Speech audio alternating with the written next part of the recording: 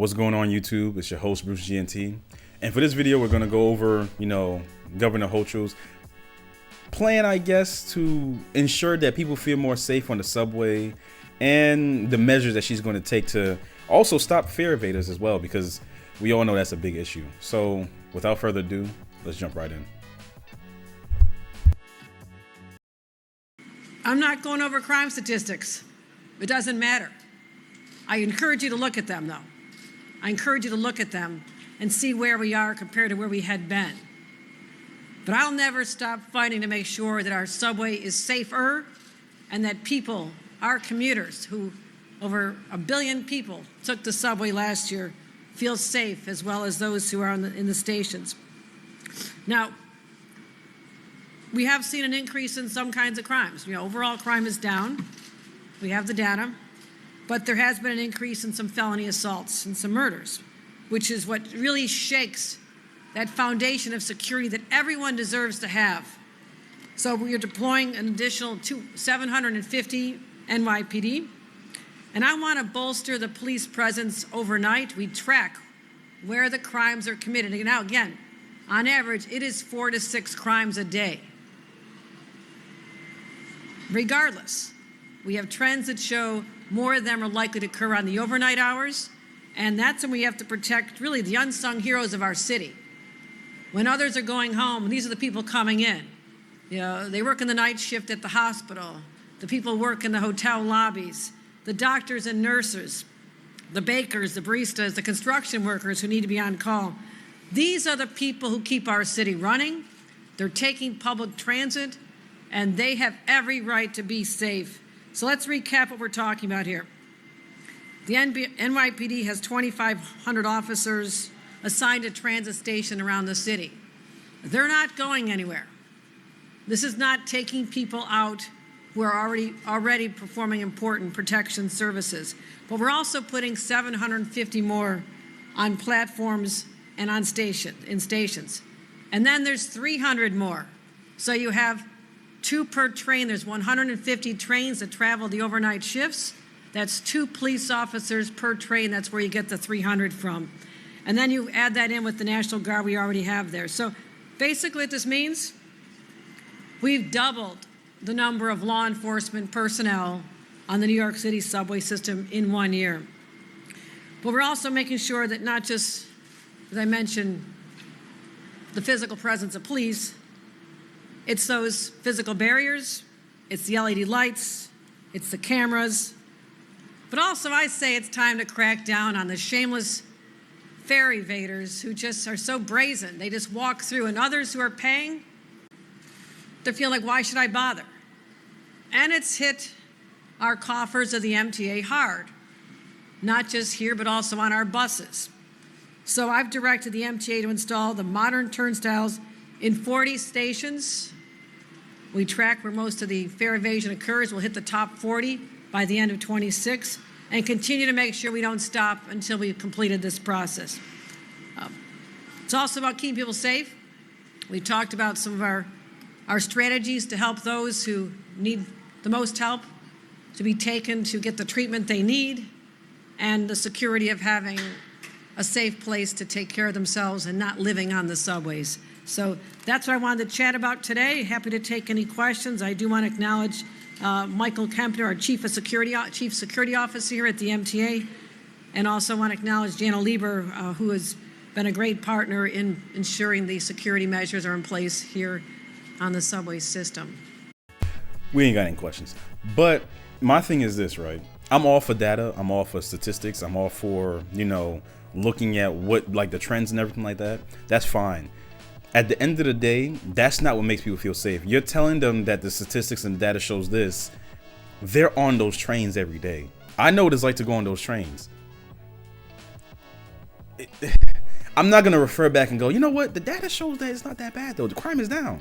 Or the data shows that this is... I'm not thinking about that. You know what I'm saying? And to be fair, I'm decently sized. I'm bigger than most people. And I purposely make myself look imposing so people don't talk to me. I do it on purpose. So I can only imagine what other people feel and what they think as opposed to me. For me, you know what I'm saying? I kind of walk like with a sense of security. Other people, not so much, especially women and children, you know. So like I said, I'm all for statistics and data, but at the end of the day, people just don't feel safe. You know, I talk to people quite a bit. They just don't. I am happy that she brought up the fare evasion on the buses, because it doesn't get talked about a lot. Well, so for people that don't know, that don't live in New York, that are probably watching this video, the buses have like 2 entrances / exits, essentially. Not, I said 2 entrances. No, it's 1 entrance, 2 exits. So there's one at the front, one at the back. And the way it works is that essentially you can come in the front, you could exit out the back and everything like that. You can exit out the front as well, depending on where you're at. What happens is that when people exit out the back, they open the door and people just hop on through the back. I'm interested to see how they're gonna like find a way to do that, because don't get me wrong, I mind my business when I'm up there. I ain't trying to get in no mess. Honestly, I'm not. I know for a fact the bus drivers see it, but they also not trying to get in any mess either, because we've seen, like, I've personally seen like fights break out with a bus driver, and I'm just like, look, I just want to go to Kings Plaza. That's all I want to do. I'm interested to see how this is going to work. Look, I may not be a fan of her, but if these things are going to work and make sure that people are safe, the people that I care about, the people that I love are safe, then that's what I'm about. That's what I care about. Yeah, that's what really matters. The 2 police officers on a train, I think we're going to get more information about that. That'll be interesting to see. Very interesting to see. But we're going to jump to our next video. New York Governor Kathy Hochul raising eyebrows for one of the proposals in her State of the State address. So she wants to have an NYPD officer on every single subway train during the overnight hours. And that's not all. Fox 8's Morgan Mackay is live in Herald Square for us. Morgan, what can you tell us? Hey, Steve and Natasha. So Mayor Eric Adams today said that both he and NYPD Commissioner Jessica Tisch are in full support of having officers on every single overnight subway train for the next 6 months. Now, this still has to be approved by state lawmakers, but this is part of a multi-pronged approach lawmakers are trying to take right now to make the subway safer and to make riders feel safer. And they say one of the ways they want to do this is by closing loopholes in the mental health care system that they say have created a revolving door, starting first with removing the mentally ill off the subway and getting them into treatment. Right now, hospitals can't commit someone to hospitalization against their will unless they show signs they are a danger to themselves or others, which has forced hospitals to release people back onto the streets even when they likely need care. But Hochul is proposing expanding this law so hospitals can involuntarily commit someone who is also showing signs that they can't care for their basic needs.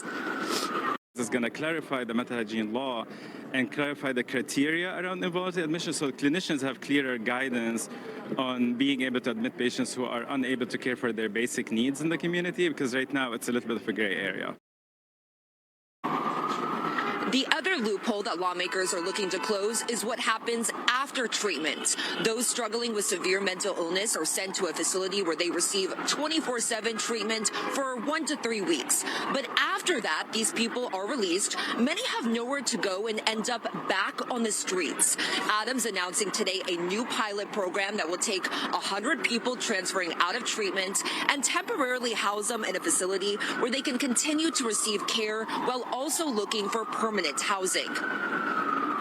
We know New Yorkers cycle between hospital and homelessness. The new facility will provide a safe space for New Yorkers with mental illness to live, to heal, and be cared for. Now, when it comes to the proposal of having cops on every single overnight train, Hochul says that she believes today that this will cost $77 million, and she'll be releasing more details on that tomorrow. Reporting live, I'm Morgan Mackay, Steve Natasha. I'm interested to see how the whole homeless situation gonna get dealt with, because like I've said, that's been an issue for years, and I don't see it. You know, I mean, I guess if they involuntarily like grab people up and just say, hey, look, you're going to go here. I want to know the length. Like, how would they determine whether or not someone's done with treatment and then for them to move on to the next stage into that facility? Also, too, where are they going to put them? Because there's a lot of, it's overcrowded. It's kind of like the same issue was going on with the migrants. They were putting them in hotels because they didn't have anywhere else to put them. So where are they going to put these extra people? Are they going to like repurpose certain buildings that are no longer in function? I mean, going through the city, it's not like a lot of buildings out there that are not being used like that. I mean, across Brooklyn, sure, Queens, yeah, the Bronx, yeah, but not so much where you could take care of the homeless population and then have them cycle in and out. It's not a bad concept. My only complaint is that what happens after they're in that second part of, you know, getting treatment after the hospital and everything like that, and you want them to get a permanent resident. Okay, is this going to be something that's funded, where it's like how they have in California, where they built, I think, permanent residence for like the homeless and whatnot? How is that going to work? Because I know how much that costs California. I think that was over $650 million, I want to say. Not too sure. I might get the numbers on that. So on to this next video. This next video is going to be about the fare evaders and what they're going to have to stop them, I guess, you know. The only way to really stop them is just to have a police officer standing right there. That's really it. Because even the attendants sometimes, legit, I've seen the attendants just don't care. They've fallen asleep. So we'll see. The MTA is getting spiky in an attempt to stop fare evaders. All right, they're calling these modern fare gates and hoping they'll stop turnstile jumpers at the Lexington Ave 59th Street station. That's where Fox 5's Teresa Priolo joins us live with the latest. Teresa. Yes, Steve and Natasha, these are the upgrades here. Consider them like turnstiles with teeth. At least that's how the MTA hopes that you view them. The problem is they don't seem to be much of a deterrent, at least not from what we saw here tonight at the 59th Street Lex station. So this station is one of the first to roll out these. Who is that deterrent? They look like handholds. Like they look like it looks like it was fitted perfectly for me to put my hand so I can boost myself up. Like, if they wanted, like, legit, well, I don't think they could do that, but if they wanted, like, legit spikes, they could, you know. But, I mean, I guess, but there's ways to get over that if you really want to.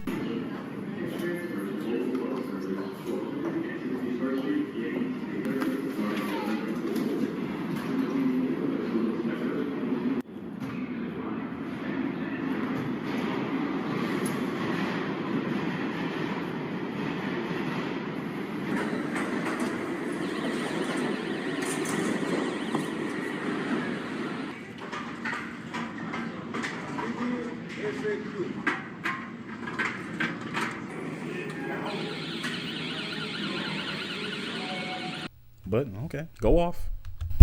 New modern fare gates. The idea is to make it so that you don't have the leverage to hoist yourself up over the turnstile.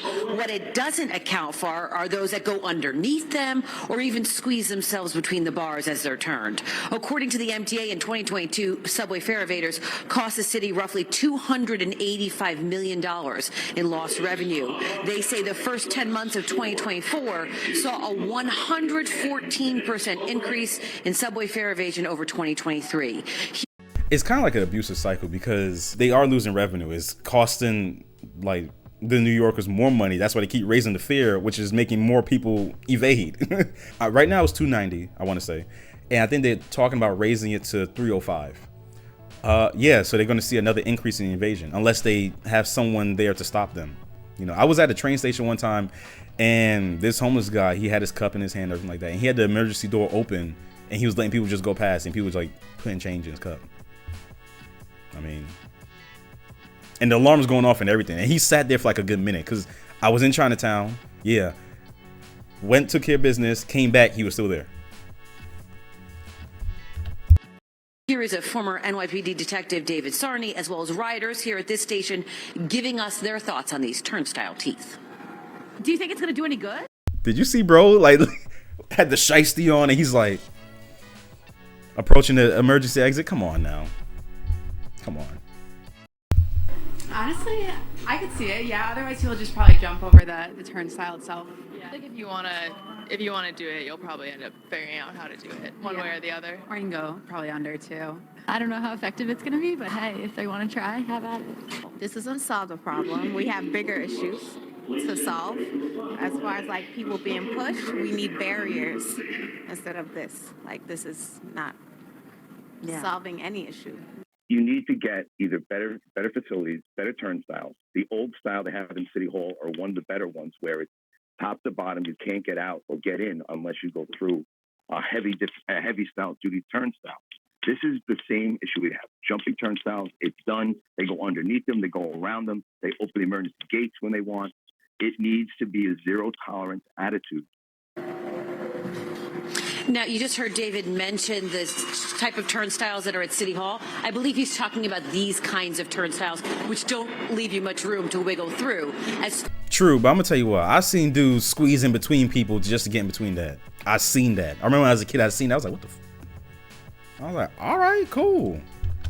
As far as the turnstile teeth or these modern fare gates are concerned, if it works here, they're going to roll it out to the rest of the system. That's the latest from the east side tonight. Steve and Natasha. So for this last video, essentially, it's not really talking about the changes that, you know, Governor Kathy Hochul is trying to make. It's more so a woman and her story about how she lost her husband due to violence on the subway, and pretty much her thoughts about what she feels the changes are going to do. We have now learned that the new overnight subway safety plan will roll out as soon as Monday. This is when you will see officers on trains from 9 p.m. to 5 a.m. for the next 6 months. But for the family of this man here, killed on the subway a year ago, they say those protections just don't go far enough. Jenna DeAngelis explains. He left that night, he said, I love you. It's been a year since Shakiba Dockery heard those words from her husband, Richard Henderson, a father of 3, grandfather, and beloved crossing guard. He loved children. He hated bullies, you know. That's why we're here today, because he just couldn't take anybody being attacked and not help. Police say the 45-year-old was trying to break up a fight over loud music on board a 3 train in Crown Heights when he was shot. He definitely was the hero in the family, as well as on the train. When you look at this picture, what do you think?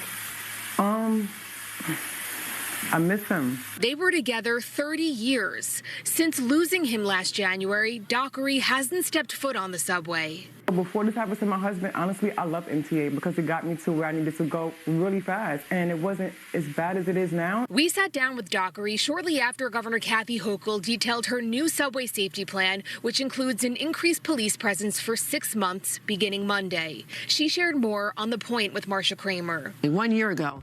Also, I gotta say this, and I'm sorry, it's a slight.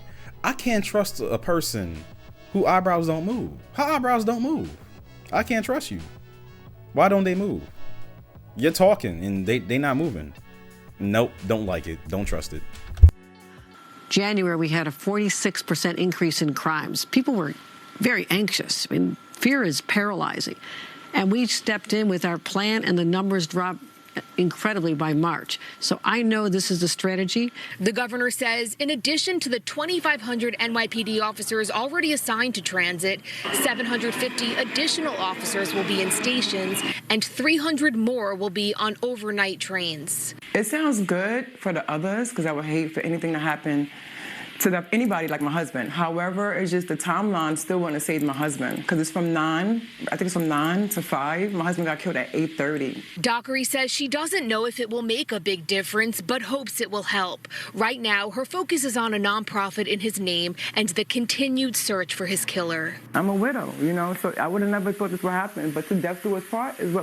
The reason I wanted to show that was because, one, like I said, statistics, I'm all for that. I'm all for data. But at the end of the day, what people feel and what goes on in their day-to-day life matters more in some cases. I know, but that's just the fact of the matter. She hasn't stepped foot on the subway since then. And there are other people like that. Another point I wanted to bring up is that, and this, you know, rest in power to this brother right here, but I need to warn people, don't be a hero. You know, none of us are bulletproof as far as I know. And at the end of the day, you don't owe anyone anything besides your family and the ones that you take care of and your loved ones, because when it's all said and done, it's you that's gonna have to take care of them. You know, I'm a person, I don't like seeing things being done to people wrongly and everything like that, but when I go to certain places, I gotta be cognizant where I am and just be like, you know what, I gotta let it go. Unless I see something that's like truly wrong, like a child being hurt or a woman being hurt, and in such an egregious way, I just have to mind my business, because at the end of the day, I have people I gotta take care of.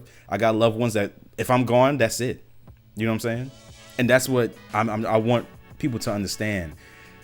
There's nothing wrong with wanting to do the right thing, but there's sometimes you just have to let things go. You just have to let it rock. And I hate saying that. I really do. Anybody that knows me knows that I'm not that type of person, but I have loved ones. I got people that depend on me. I got people that love me. I can't. I just can't. I'm not bulletproof. I'm not. You know, when I go to New York, when I would go up to Chicago and everything like that, I'm minding my business. I got things I got to do. You know, and not to say I saw something and you know, there's never, it just so happened I just never seen anything, but my mindset is, look, I got to focus, because if I'm gone, that's it. That's it. The people I take care of, the people that rely on me, that I support, it's done. You know, and there's people that have way more than me, and that's the last thing you need, is to have people that you leave behind. So that's a little PSA, little safety note. Do right by people, you know, stand up for what you believe in and stand up for injustices. But at the end of the day, you got to get home to your family. You got to get home to your loved ones. That's what matters at the end of the day. You know, and like I said, rest in power to this brother. It's a sad story. Sad story. But that's all I have for this video. Hope you enjoyed it. You know, hope you liked it. And I'm interested in talking in the comments. I like the other video that I posted too. Like, we're all talking and like giving like our input of how we feel. There might be some disagreements, but that's the whole point. You know, I'm not here to censor anybody. If you have a disagreement, that's fine. As long as you're not outwardly just disrespecting someone or group of people, whatever, I really don't care. You know, do what you gotta do. But like I said, if you enjoyed the video, leave a like, comment down below, subscribe if you want more. Yeah, that's it. Peace.